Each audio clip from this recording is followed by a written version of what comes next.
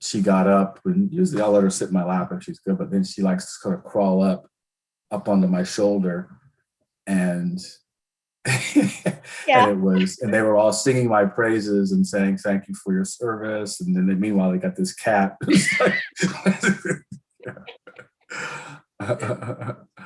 So that's what the pandemic has done, right?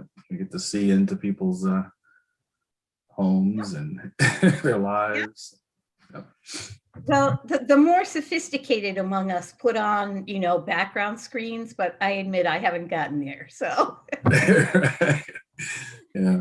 Supposedly there's a website that actually, for folks who are on, do TV, that they actually gonna grade people on their lighting and their backs, their books that they have on their shelves. Yeah. Jamie, have we found,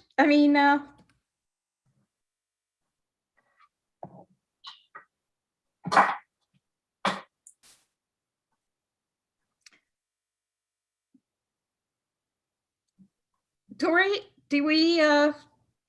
have you found Jamie, or go ahead and start, Pat? Okay.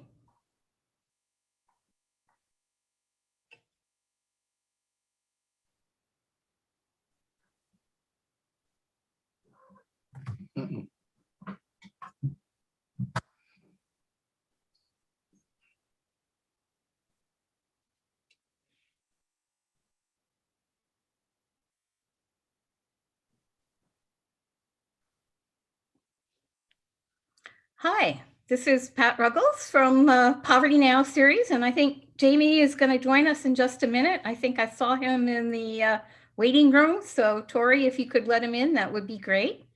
In the meantime, we're here today to talk to Dr. Bill Rodgers, who's, as I was telling him, our only repeat in this series. but the minimum wage topic is so timely and so important right now that we invited him to come back. Jamie, do you want to talk for a minute or two? Thanks very much. And it's a real pleasure, Bill, to have you back here. Bill Rodgers is he has a PhD from Harvard University, and in spite of that, he's really dedicated his life to has a degree of social commitment, which is entirely honorable. He's a dean at Rodgers at Newark and member of the National Academy of Social Insurance, and someone who has been engaged in the cause of labor rights and social justice for an entire career. So I just want to say, Bill, it's a real pleasure to have you back here with us at the LBJ School and to speak again to this series. Great. Jamie and Pat, thank you. Is my... You're good. Oh, am I good? You can see my screen? Okay. Oh, no, I haven't got your screen yet. Oh, I did. Okay, let's do this. It's amazing how when you think you've mastered this stuff. Yeah. So at least you didn't say you're on mute, Bill. So Jamie and Pat, thank you again for having me as your guest today to spend some time with you all. Part of the agreement with my mom when I went to Harvard was that I would continue combining her work as a social worker and my father's work as a computer science engineer. And that's how you get an economist, right? But no, it's truly. Well, before I let Jamie's slander on Harvard people go by, I would like to point out that I too went there and managed to stay in the field. But anyway. Yes. Well, I grew, not only went there, I grew up there, and so I know whereof I speak. This is but true. I would just say, in economics, it doesn't hold a candle to Yale, as we both know. Oh, well, what can I say? I speak to Pat on this from high authority. There we go.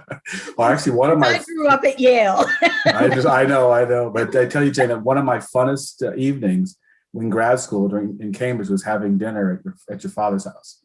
I remember we were sitting afterwards chatting, and I started off by saying, this is probably a silly question or a stupid question, And your father jumped right in. He says, young fella, young man, never disavow any, question that you pose. Every question is important.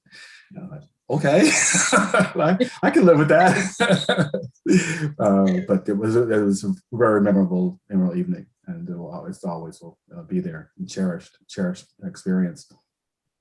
So what I want to chat with you about is that, and Jamie said, is the issue around the minimum wage. This is an issue that I've been working on actually pretty much since I got out of graduate school, and I kind of cycle into it or back to it, just depending upon the public conversations. And to start, I guess I would like to sort of frame it in a bigger context than just how at times it's should we raise the minimum wage, in that normative question, and that the minimum wage is really one of many tools that is being used or can be used to address the bigger problem of low wage work, of the growth in precarious work or worker precarity. And what do I mean by that? Well, economic insecurity. Many people want to talk about economic inequality. I prefer, in my work at the Academy of Social Insurance, that we've been trying to shift the conversation over to economic insecurity. And one of the causes of economic insecurity is the persistence of working in low wages, in a low wage job, and not having room for opportunity or advancement, or having a situation where unions or collective bargaining is not as strong as it was in the past. And so when you have a tight labor market, you still won't necessarily see wage increases. So for example, prior to the pandemic, we were in this great economy, a great macro economy. However, it took us until roughly, I think, the last year or two of that expansion before the pandemic hit, where wages actually began to for low wage workers began to rise. But a lot of the reason that they just saw that increase was actually because states were increasing the minimum wages. By that time, about 29 states plus the District of Columbia had increased their own minimum wages. So that's what really seemed to be driving the final growth in some low wage work before the pandemic. But another aspect or problem with low wage work is you can't meet your expenses, right? And that creates stress and anxiety for many workers and their families. And the Census Pulse survey, which I've been examining over the last few months, provides some really good examples of just the extreme case. You have a pandemic, but you have you end up we're seeing that depression and anxiety rates have topped over 20-25%, up from 6% before the pandemic. And it's especially being driven by the increased the challenges that low income and low wage workers are having. And then there's something that just working for Senator Kennedy during some of his press conferences and his pushes for increasing the minimum wage is the simple the lack of dignity and lack of respect that low wage work has with it, or can have with it in terms of how people are treated. Like I saw this when I was at the College of William & Mary, where we had landscapers and housekeepers who they may not be educating children, but they're providing a safe and inviting environment for students and faculty and staff to do their work. And so when you're paying these people $7.50 or $8 an hour, and you've been doing that for a decade, that's a clear lack of respect and lack of dignity. And what that translated into in some work I did for the president there was those occupations had the lowest productivity, they had the greatest turnover, they had the lowest morale, and then there was also higher training costs, because you're always these managers are always trying to find people to replace individuals. And I had learned a phrase of I got the Mondays, and that was a common refrain that many of these people had, was that, again, partly out of the low compensation, right? The desire to come in on a Monday was not as where you'd like it to be. But as I said, to start off, the minimum wage is one of many tools that can be used or should be used to try to improve economic security for individuals and workers. Others are running a tight economy, so that can be manifested itself in terms of the Federal Reserve keeping interest rates low, and doing quantitative easing. That's a sort of labor demand type of response. Education and training, right? That's many of the default options people go to. That's a labor supply type of solution. Collective bargaining, improving workers' rights. There's a really good State Foundation book. There's a chapter in there by my colleagues from MIT, Tom Koken and others, who really talk about the importance of reinvigorating the labor force movement to help workers and their families have greater agency, greater control over their lives. Providing business incentives, so those have traditionally been the empowerment zones or enterprise zones, where you provide tax cuts or tax breaks to companies or businesses who will either put a new plant or expand their existing workforce by hiring low-wage workers. And then another really important solution, it's always been there, but the pandemic really shone a light on it, and that's the issue around the care economy, right? Making sure that people have access to quality child care and also elder care now, as the baby boomers begin to or continue to age into retirement. And then second to last, before we talk about federal, state, local minimum wages, is the earned income tax credit.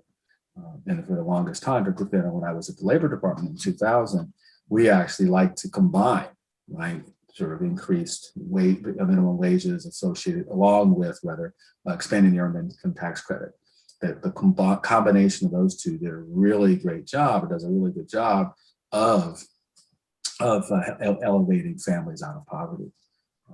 And we've kind of lost that connection, it feels like, over the last few years. So let's talk about minimum wages. So some of the facts to date.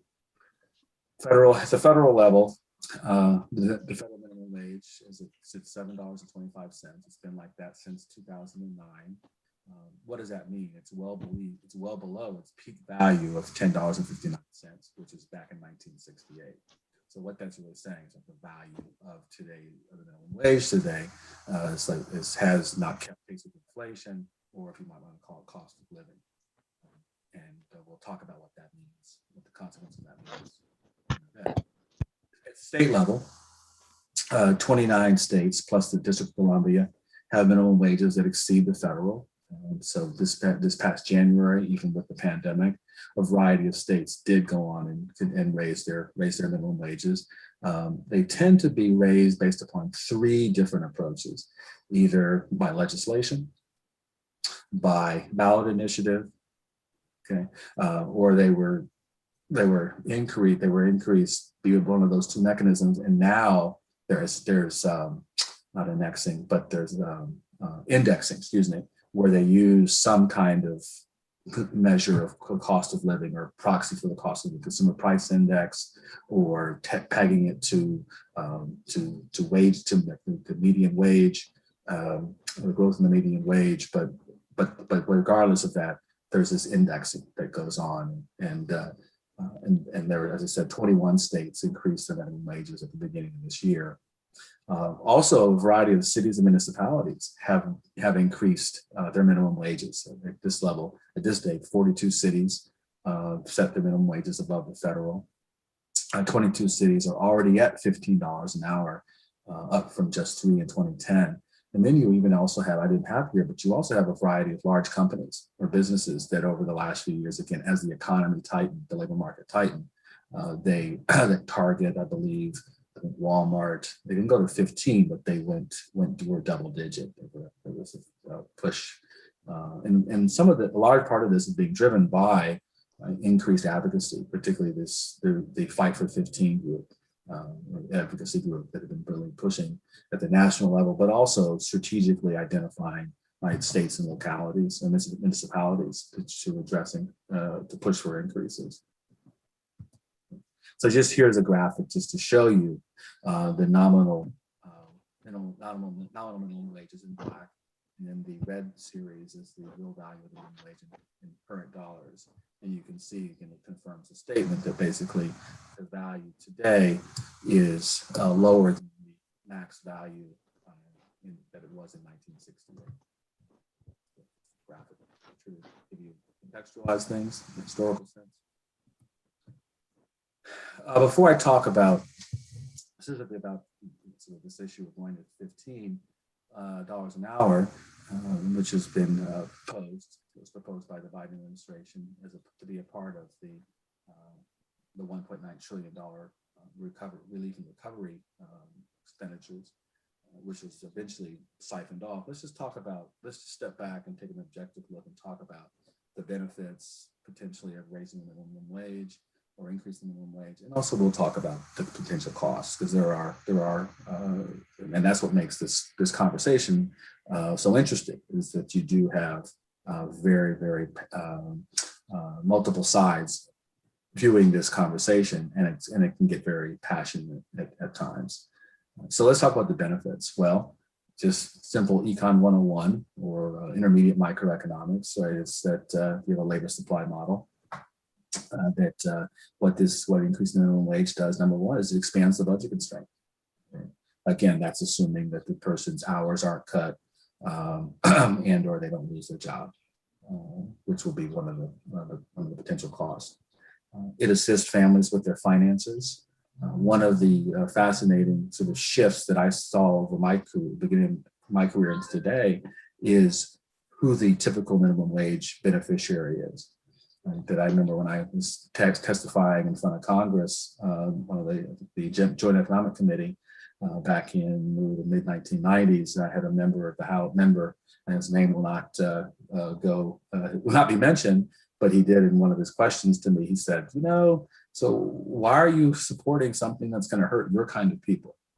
And yes, and it was in the context of the long held belief, right, that the chief beneficiary of minimum wage increases are particularly young people, and particularly young minority individuals. Well, the good work of the Economic Policy Institute and others has shown that actually, and now a larger share of the beneficiaries are adults, are people who are trying to raise a family, trying to raise children, trying to put a roof over their head.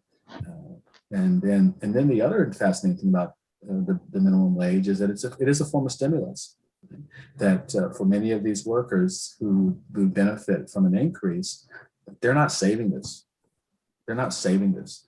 They are typically spending this on consumption, right, on food and on clothing and education. Right? So it's not being saved; it's going directly into these local communities. Then there's been a great deal of research to show that modest increases address racial, ethnic, and gender inequality. This is an example of what in my Russell Sage piece I talk about, make this distinction between targeted approaches towards racial inequality and race neutral or gender neutral approaches, where the increase in the minimum wage says nothing about how it's targeting Blacks or minorities or women, but because a disproportionate share of beneficiaries are Black Americans or Latinx or women, right, that can help, that increases in the minimum wage can help to lessen these pay gaps that we see and continue to exist and persist. Back to my earlier comment, increasing the minimum wage increases the value, respect, and dignity of work. Starts to link it closer to productivity, true productivity of these individuals. Essential and critical workers see disproportionate benefits. That's been something we've seen through the pandemic. And then it also reduces poverty and helps ALICE households. Now, many of you probably say, well, who are ALICE households? Well, ALICE stands for Asset Limited, Income Constrained, and Employed. And it's basically households who are above poverty, but in terms of their income and resources, they don't have enough to be able to cover the cost of their housing, to cover the cost of their food, to cover the cost of health insurance, to cover the cost of childcare. And where did this concept come from? Well, it was developed by the United Way of Northern New Jersey. I served on their board for a number of years and helped to create this ALICE concept, or this ALICE idea. And starting in 2010, every 2 years we've been publishing ALICE reports for New Jersey. And so, to give you an example, about 38% of New Jersey households are ALICE. So that means that they do not. 38% of our households out of 38% of our households do not have the resources to be able to make ends meet. There's actually been an ALICE report done for Texas. I think some of the estimates are roughly similar. And so, it helps us shine a broader light on the challenges that low and moderate income households face. And a minimum wage increase can help reduce poverty, but it also can help to reduce the challenges that ALICE households face too. And then I have it in red because that's what I'm going to talk about, some of the work I've done in the last few years, particularly published by the Century Foundation, and that is food security. And I'm not going to go into a great deal of food security because I know my colleague and friend Jim Ziliak was your guest last week. He talks particularly about food security, but I'm going to talk about it and share some results in the context of what a minimum wage increase I found could do to help improve food security. But before I do that, let's talk about some of the potential costs. Well, the number one and number two on the list that are talked about by small business owners in particular, and that is, number one is combined is job firings and also a reduction in hours. My read of the literature to date still suggests that a modest increase, and where I say a modest increase, like a 10-15% increase, really these days has very, very limited adverse effects on employment. Also, the research that Alan Kruger and David Card had done, I think it's still consistent, right, that also wage increases typically are not leading to surges or major increases in inflation. There are some people who want to who also say it's poorly targeted. If there are other more efficient ways to help low-wage workers, my response to that is, as I said at the beginning, there's a whole host of tools that we have to use to address low-wage work. And then, as I shared earlier too, that there's a concern that we're going to eliminate jobs for younger and less skilled workers, particularly young minorities. As I said, the work of EPI, the Economic Policy Institute, and others really have shown pretty convincingly, in my view, that it's now adults really are the primary beneficiaries of these increases. And then there's the concern about that labor-intensive small businesses will be damaged. If that is the case, again, in a broader, grander sense, the evidence for that is limited, and also the evidence of sort of shifting to automation, I think, is limited. There's also been some efforts to say, well, the southern states have lower cost of living, compared to New York, or either within New York. New York City has a very different labor market than upstate New York, and thus you should really allow for regional variation in the minimum wage. That could begin to be a little sympathetic to that. But if you start the premise of this conversation about from a social justice standpoint, or from a value set of that we as a country, we do not want to have wages falling below some floor for a social justice reason, or for a reason that if you fall below that certain level, you can't survive. That I think pushes back on this idea that you need to have or allow for regional variation in minimum wages. And if anything, because so many states now, as I said, 29 plus DC, have gone on and actually raised the minimum wages. Some, no one's at 15 yet, but we're moving in that direction. So the importance here is to push back on this argument is that we need to provide a floor on what we believe as a society, that if you are going to work in America, you should be paid at least this particular amount. So just a quick summary of some of the work I've been doing on food security. And before 9/11, I was able to always say food security, what it is. But after 9/11, when the food security took on the whole issue of food in transit being safe and secure. But here I'm talking about food security and the notion of people having enough resources to be able to meet their needs. And one of the first things I found in this work, where I use the current population survey food security supplements, is that a modest increase in minimum wage, about 10%, has a positive impact on food security, so that families, particularly who are non-white, who are head by a high school graduate or single parent households, they actually see a bigger boost in their food security than the average typical family. And what's really interesting is the improvement occurs from moving people from low security to secure, right? As opposed to very insecure to low. And what I find interesting about this result, right, is that it's telling us, okay, that these modest increases can do a good job of putting families over the hump. But again, back to my statement that we have to use a variety of tools to help low-wage workers and their families, is that we have to use other types of tools to help move food security from very low to the low. The minimum wage increases do a good job of getting the family to security. But for the more acute family challenges that families are facing, we need other approaches to help them out. I also find that households worry less about meeting food needs and maintaining supply of food. They have less worries about relying on low-cost food, less worries about being unable to afford balanced meals, and also adults make fewer sacrifices to their intake and their dietary choices.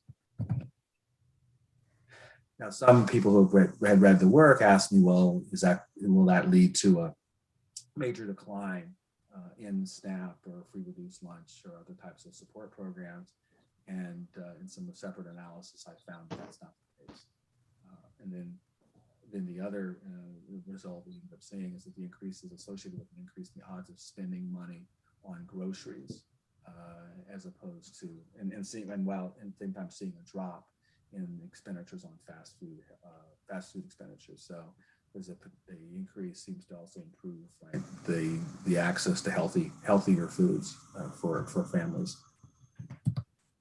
So what are the proposals as of today? Well, they've kind of evolved, at least at the federal level, they've evolved over time, where in 2013, President Obama and the Senate Democrats had proposed increasing the minimum wage to $10.10 in 2013, and then Senators Murray and Representative Bobby Scott from Virginia, since there was no action on it, they updated their proposal.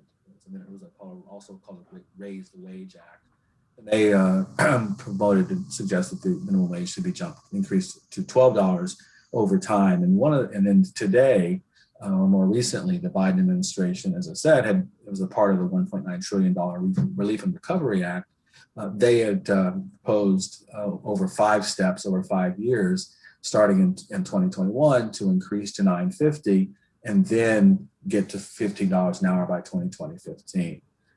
And then after 2015, there would be indexing, and it would be associated with the median hourly wage. And then the third part of the Raise the Wage Act piece of legislation or proposal is to phase out the subminimum wage to pay tip workers and workers with disabilities and workers under the age of 20. And so basically bring these workers into parity with all workers. Now, a key problem that happened when the proposal came out and became public, their knee-jerk response was, we're going to $15 an hour tomorrow. or in some in some real soon, but that wasn't the case. Right? That was not the case. We're going to segment, we're going to increase this segmentally, and even if the pandemic wasn't upon us, these increases would be brought in sequentially, especially over to get to 15, because at the time when we began to talk about going to $15 an hour, we really didn't have, or we still have very few potential laboratories where we've gone to $15 an hour. Because one of the challenges that happened was, and I remember this, that we really call them democratic economists or liberal economists. For the most part, they had been unified around modest increases. But when the proposal came out to go to 15, you started to see a peeling back, where some of the economists, the progressive economists, would still forge ahead and say, yes, let's do 15. But then some of the other Democrat or liberal economists would shift it off and say, well, we don't have any evidence of what the demand curve looks like at that range, at that $14, $15 an hour range. And so how I have gotten comfortable with $15 an hour increases. One, it's segmented over time, and so I'm focused on the increments. Right? I'm focused on the increments because we do know that we have evidence on kind of the estimates of like a 10 to 12 or 15% increase, right? And that's not associated with job loss. Now, someone would say, well, Bill, you don't know what the demand curve looks like at that $14 to $15 an hour range. Well, in the last few years, we've started to see states move, localities are moving, and so we're going to pretty soon, I think, have some opportunities to really examine what does the demand curve look like at that point. So a few more minutes, and so just what are some of the challenges and keys to implementation? One I just mentioned is this concern. There's this limited academic evidence around the effects of this $15 an hour range at that point of the demand curve, labor demand curve. As I said, I like to focus on the size of the increases, and that's increases. If you do them similar to what we've done in the past, right, the evidence suggests that you won't have adverse employment effects. A second area of sort of challenge that I'm sympathetic with is that now is not the time for this view of a hefty wage increase, that because of the pandemic, we know that many restaurants and other service-based sectors, which have lots of minimum wage workers or people who earn above the minimum wage, but who only see their wage increase when the minimum wage goes up. These are called minimum wage contour workers, right? That these workers were hit the hardest by the pandemic. And so what has happened, there has been, like in Missouri and Hawaii, there's been legislation that's been introduced to slow down or to delay the increases due to the COVID recession. I think Virginia, was reading, they are delaying for 4 months. But my latest response to this concern is, well, you're starting to hear from employers, right, that I can't find workers in many communities. You're thinking from employers. I was doing the CNBC segment a couple of weeks ago, and that was the premise. The concern is, well, it's because unemployment insurance benefits are so generous. The stimulus checks are also so generous that they are in the amounts equal to what these people are paying. Well, kind of my response is, if you're starting to find you're having difficulty with attracting workers to come back, here's an opportunity: raise the wage. Right? Raise the wage, make it more in line with what the true productivity of these individuals, make it more in line with what we as a society hopefully believe is the floor at where people should be being paid, and that'll by doing that, you will, as what labor economists talk about, what's called the reservation rates, right? That people will now come back in because the opportunity cost, the cost of sitting idle, has gone up because the wage offers have gotten better. So what's the bottom line? Well, and I can pull all this together and look at the various research, the work that I've done, I think the Raise the Wage Act represents a win-win for workers, employers, and their communities. Why? Because they'll experience four effects. Governments are setting a minimum standard. We're providing a floor on wages. So that's responding to social justice concerns. Food and housing security will increase.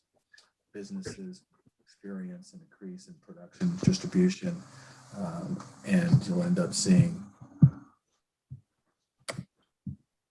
and the sale of necessities, right? That these are individuals and families who are going to be spending these increases. They're not going to be saving them, or they may be using them to pay off debt, which has accrued for many families over this pandemic period. Employee morale and productivity will increase, as also the benefit, which will benefit both workers and employers. And then from a macro stimulus perspective, incomes will rise for several million workers. Poverty will fall, food security will improve, and economics. And the bottom line, the thing that I've been focusing on, economic security will improve. So let me stop there. I think we've got ample time for conversation. And again, thank you for having me spend part of the day with you. Thank you very much, Bill. Jamie, do you want to lead off, or? I can offer a few thoughts. I thought this was a wonderful presentation, and also notable for its moderation. As a position I don't actually share.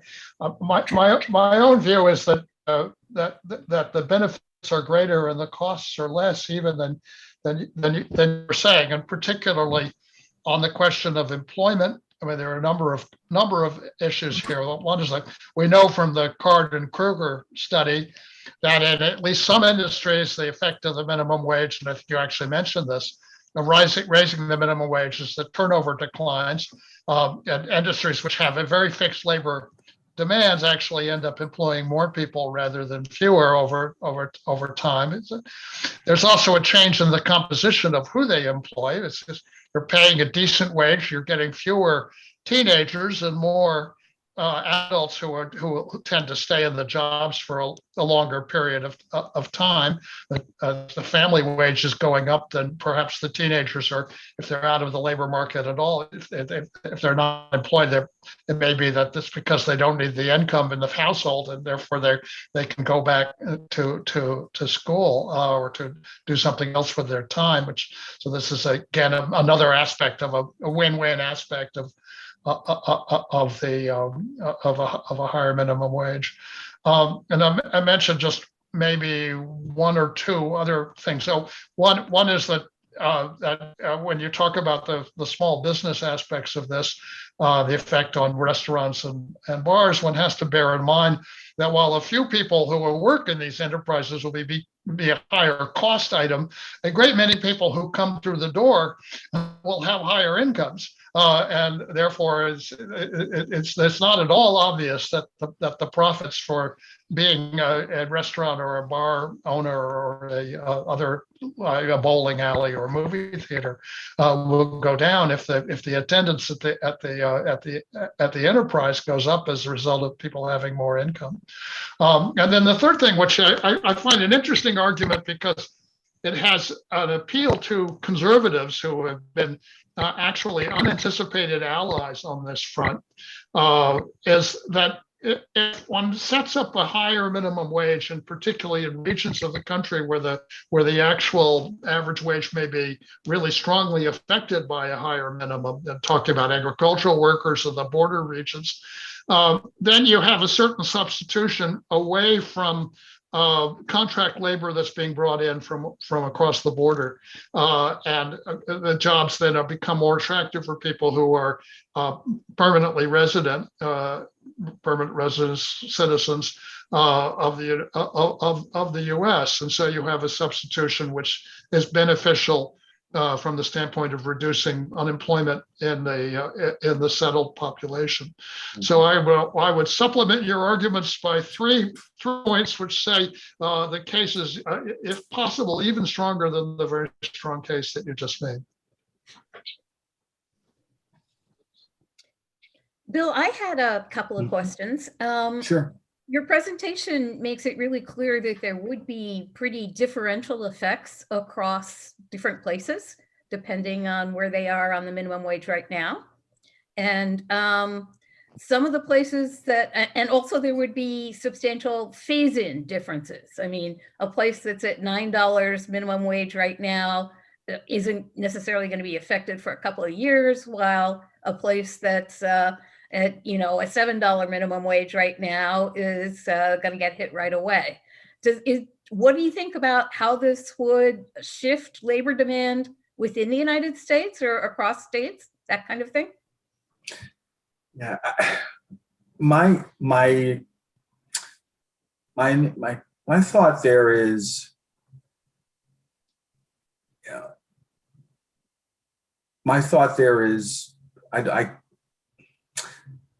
I'm hard pressed to think that, right, the sizes, the magnitudes of what we're talking about would lead to, right, potential regional shifts, right, in employment, such as, let's say, that kind of the regional shift that you might see of, well, a manufacturer or tech company, right, is being offered incentives to relocate to Austin, right, or to relocate to someplace in New Jersey. I think you're at the lower, right, part of the wage scale, the wage ladder, to where I think the share of workers that are comprised in many of these positions, and hence also the dollar value of what we're paying these workers are receiving, is that if you have these differences in binding, where, as you said, one is, let's say, $7.25 and the other is $9 an hour, that you would then potentially get labor movement shifts. I'm not so sure. I think might be interesting, and I'll have to see if the Dubé and others have done this. But do we have some states that are contiguous, where you have one state where it's, could be like across the river, it's $7.25 over in Pennsylvania, which is not true. It's higher in Pennsylvania than New Jersey, but where you have some really, discrete differences. And actually that's the way that Card and Kruger did their initial work, was they saw, right, New Jersey, and I actually live in the area. I live outside of Princeton. I live in the area where they did all this research, or did all this surveying, and they crossed the Delaware River. But they didn't, from their work, they didn't get into this conversation of, well, did you see young people who lived in Pennsylvania migrating or to crossing the bridge over into New Jersey to work, because of where New Jersey, had the higher minimum wage. But that might be something interesting to go look at right now. To see, if you do have some states that are contiguous like that, and you have these differences. I think, another way of thinking about both of your comments, is there's been this great deal of work around monopsony, right? And not so much the notion of the static monopsony, where you have, like, the one company or the one retailer or the prison that sets up in this rural community, and they're the only employer. Right, there's been this development of the work on what they call a dynamic monopsony, right, where if workers or employees have face costs, such as mobility costs or information costs, which basically leads them to not want to take an opportunity, either A, because they don't know about it, a higher wage opportunity elsewhere, or they're risk averse. They don't want to take that chance of separating from this employer, even though the wages that they're offering or they're receiving are quite low. And that, my sense is that there's been growing evidence of these kind of dynamic monopsonies, which would then, I think, also, Pat, to your question, which would then sort of lessen the likelihood, at least from a worker employee shift standpoint, and that the monopsony power that employers have is very prevalent in these lower wage labor markets. And actually, yeah, go on, Jamie. Yeah, I'll just add to that they and the question from Margaret Borton is what how do you define this? A situation in which the employer has essentially exclusive hiring power over a certain group of people. To me, the most flagrant case of this is, let's say, in the restaurant industry, where you have people in the back, people who are doing the dishes, the people who are doing the cleaning, and so forth. And that will tend to be a segment of the population, typically minority, typically youthful, whose opportunities outside of these very low wage jobs is very limited. And so they're ending up in this position where it doesn't look like a monopsony. Obviously, there are lots of employers and lots of, but from their point of view, it's precisely what it is. And they obviously raise the wage, and you effectively flatten out that part of the relevant curves, and the chances are that both the price and the quantity may go up. Yeah, I mean, and I saw this in real time when I was at the College of William and Mary. The president was under fire from a grassroots group that was advocating pay increases for its landscapers and housekeepers. I mentioned this earlier, but we had who also were Black men and Black women typically, but. Many of these people were earning, as I said, $7.50, $8 an hour, and they've been earning that for a very long time in many cases. Well, Walmart built or agreed to build a distribution center, probably 15, 20 miles from the college, and actually it was even closer to where many of these individuals lived in their community. And they were offering substantially higher pay than what they were getting at the college, but very few took the opportunity. Right? That it was either a combination of something romantic or nice about working for the college, than being in a warehouse, but also I think it's to your point, Jamie, and others around the frictions that monopsony can create, particularly amongst workers, where they're risk averse, or they're afraid, they're nervous about making moves, or and that was something that we saw firsthand. Another example, which I encountered some years ago when I was looking into this, which you probably have as much familiarity with as I did, but there was even though one might think of a labor market as a place where similar work would get similar pay in a small geographic area, if you looked at two very comparable institutions that were separated by a maybe 20-minute walk in a town called Cambridge, Massachusetts, the pay for entry-level service workers, cleaners and janitors and so forth at MIT was, I don't know, $4 higher than it was at Harvard. And the composition of the labor force was remarkably different as a result, with one really drawing on distinctly vulnerable populations to fill those jobs, and the other one much less so. Mm-hmm. Mm-hmm. So I have it's clearly my job to be the devil's advocate in this. So I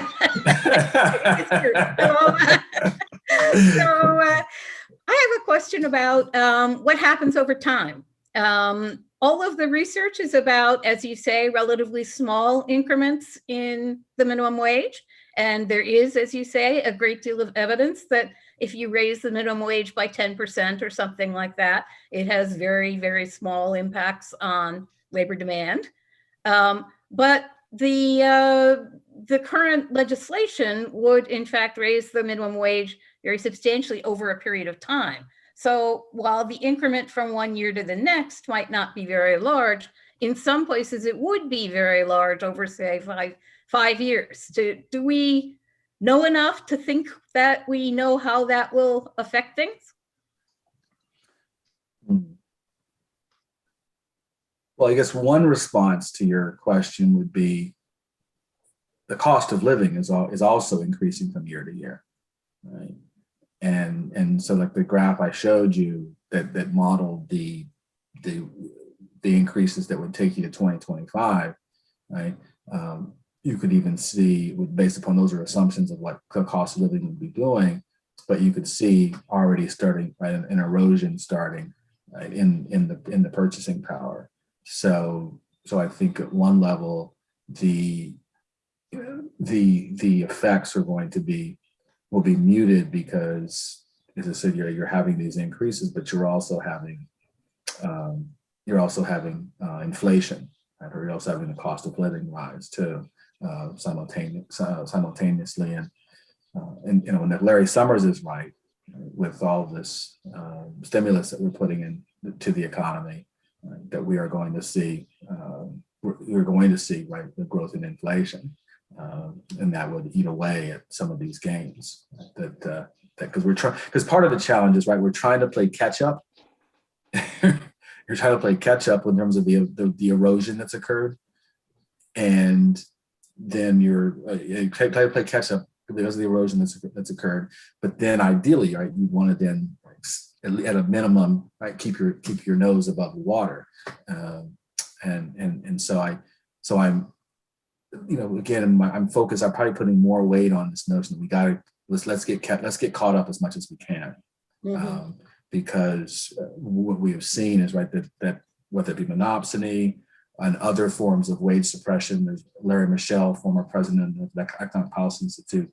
He has a current paper, it's been out now, I think, for a bit, but talks about wage suppression and just all the different types of approaches that are going on in the economy, whether it be non-disclosure documents, right, or, you know, saying if you leave Rutgers, I leave from Rutgers, I'm not going to go work for some other company. And I was shocked when I started hearing that these kind of documents are people in low wage in restaurant type work, you know, are being asked or forced to sign these kind of documents. So I think there's another way of answering your question. I think there's enough downward pressure being exerted on wages, partly because, again, the unions aren't as strong, or the collective bargaining approaches aren't as strong, that I think that's a risk I would want to take, that I'm willing to take, in terms of the question that you're raising. Right. And in the long run, the fact that you're indexing it to the average wage means that it will be, in some sense, adjusting for changes in cost of living. It's just over the initial phase-in period that it's not explicitly tied. That's Right. I guess I still worry that you know, if you're in Kentucky or you're in Mississippi and you're essentially looking at a doubling of the minimum wage over 4 or 5 years, that it's hard for me to see how that doesn't have some impact on people's, you know, on employers and on, I mean, to some extent, employers locate where they do because of the labor market conditions that are in those places. So if no, you don't think so? Not for manufacturing, no. Manufacturing wages are invariably well above the minimum. And service wages are, you know, service enterprises grow up in accordance with need. So I do not see if you raise the manufacturing wage in a particular area above a neighboring area, sure, employers who are locating factories have a concern about that. But there you're talking about wages that are, you know, multiples of the minimum at this point. Certainly in the $20 range, and not in the $7 range. What's the lowest wage you can get in a manufacturing job these days? Maybe 25. I mean, these are not low paid jobs in the United States. Yeah. You've done a lot of research on the minimum wage contour jobs, the jobs that are, in some sense, not minimum wage jobs, but that where the wages tend to rise when the minimum wage rises. Does that include these kinds of manufacturing jobs, or is Jamie right that those are essentially an entirely different kind of employment. Yeah, you're referring to some work that Bill Spriggs, the AFL-CIO chair, chief economist and Howard professor, he and I did a number of years ago. Yeah, I think that my sense is those minimum wage contour jobs that you're referring to, they're not going to be in these higher paying manufacturing jobs. There's not much overlap. If there is, it's very small. Yeah. So I don't have to worry that Toyota will suddenly decide that Alabama isn't where they want to have their plant after all. Birmingham's not going to lose a steel mill if it still has one on the grounds of higher minimum wages. Yeah, but I think this is another way of answering your question around like the Kentuckies and other southern states. Right? They're doing, as I write in this piece for the Century Foundation on this, right? They're pursuing other activities that are putting downward pressure on wages, such as being a right to work state. Mm-hmm. And so I think as I've gotten older and I've gotten tenure and all that I've become more willing to publicly say, right, that there is a social justice rationale. I've always been willing to say there's a social justice rationale for, again, having a floor that we as a country, we believe that people should not get paid below a certain amount, and especially if they can't put a roof over their head or feed their children. Yeah. And so it may mean if there is job loss, then I'm not against providing unemployment insurance, providing those other kinds of tools to help offset those losses. Yeah, as you say, there are always a number of policy tools that you can use to address any given problem, and it's a rare case where you want to go with only one approach. So I would agree with you that I completely agree about the social justice issue. And it does seem clear to me that to the extent that it increases unemployment for some groups, that A, it would probably be temporary, and B, it's better to deal with that through things like unemployment insurance. I would agree with you, sir. I'm going to take a hardcore position once again on this question, because I think one can bring in a certain amount of international comparison legitimately. And there is something called the Meidner-Wren model, which was the foundation of Scandinavian social democracy for many decades. And the proposition there was that when you raise the wages at the bottom, productivity had to increase because firms simply could not get away with holding their position by exploiting very low wage workers. And productivity increased, obviously output level and living standards in the country increased, and you had more space for relatively high-paid service workers who were being paid at a decent standard. There was no cost in terms of unemployment for this. These countries experienced for many decades, and still today, lower levels of unemployment than more unequal countries in the south of Europe, much, much lower, because their systems simply worked at in a way which generated both greater improvements in the structure of the economy and greater employment. So I pursue this with a view that social justice is all very well, but this is a program which should be advanced on the grounds that it improves economic performance, efficiency, productivity, and overall living standards. Social justice, yes, okay, I'm not against it, but it's not my.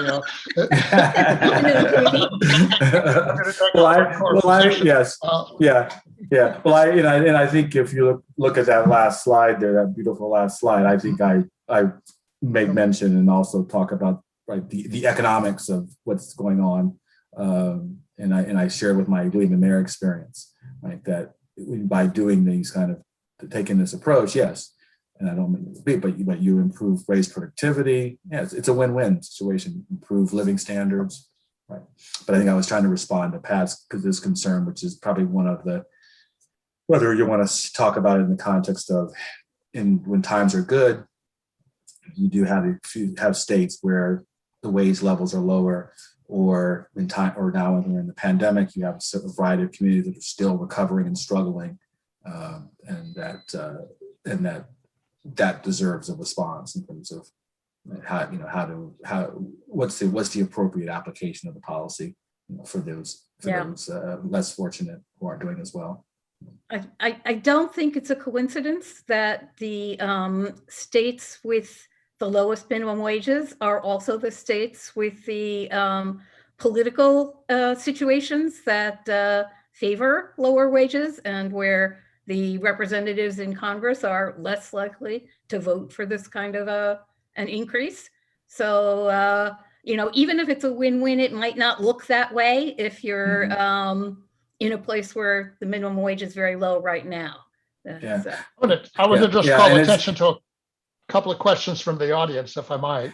Can I, before you do that, can I just give a response? Yeah, one of the tasks that I had when I was at the Labor Department, and it led me to this being perplexed about what you just said, Pat, is that we would make these maps up for the United States that would show the beneficiaries by state of an modest increase, and it would just patently be all in the South, right? And then we would do an overlay of congressional representation. And the people who were being represented in these areas that have the biggest beneficiaries they were typically Republican, but also not supportive or not that interested in raising the minimum wage. And so the question I've been grappling with since then really is, or always comes to mind at times, is why are in this example these people voting against their self-interest? Well, they may not be. There may be a voter suppression issue there too, but that or what my working hypothesis is the use of other kind of social wedge issues, right? That they're willing to that makes sense. prioritize over minimum wage increase or even other kind of worker friendly supportive proposals. So sorry, Jamie. I just wanted to call attention to back on the manufacturing issue. One of the attendees mentions that the manufacturing enterprises do have contract workers and temporary workers who are probably maybe not engaged in the manufacturing activities as such, but who are doing various kinds of service work to maintain the facility, for example. And there you do have a case for people who are being paid substantially less and who would be affected by might be affected by a higher minimum wage. That's worth noting but these are in enterprises, however, which are not are not unable to pay a higher wage. Some work that we did years ago, you discovered that in the manufacturing enterprises, the female workers tended to be in jobs which were not paid at manufacturing rates, often clerical and maintenance. Yeah. Well, and it's almost time for us to end, but there was a second question from the audience asking, are there any proposals, past or present, that tie lower minimum wages within a company to the level of profits or to higher paid positions in the same company? For example, if a company has a low wage, would they have to raise wages a certain percentage if the profits or revenues get large enough? Would something like that take the pressure off small businesses? I do not know off the top of my head if there are any proposals like that. Jamie, do you know? Yeah, Sanders has a proposal for a ratio between the top and the bottom pay in major enterprises, and I was very happy to see it because I wrote about it, made that proposal in a book 25 years ago, and nobody paid attention to me. So that's trying to narrow the gap between relative pay. But I think the question Pat is saying is linking it to profits almost. Yeah, the profits are paid. If your CEO is paid a certain amount, then the lowest paid employee has to be paid a certain fraction of that. That's the idea behind the proposal. Yeah. But behind that one, but in terms of tie it to other things like revenue. Yeah. Sort of a profit, sort of like a profit sharing, right? Type of a. Right. You could do that too, but that's more volatile. Your pay is going to be a more stable relationship. Exactly. Yep. Yeah. That's right. And that's another challenge, right? That makes right, earning low wages.